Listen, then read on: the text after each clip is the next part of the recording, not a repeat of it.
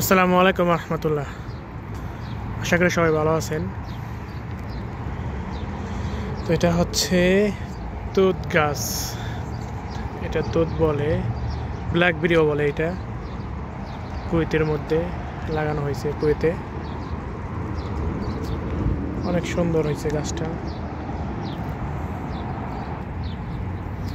এখানে কিছু মরিচ গাছও লাগানো হয়েছে। তো আমি কুয়েত থাকি, কুয়েতে গাছটি লাগানো হয়েছিল।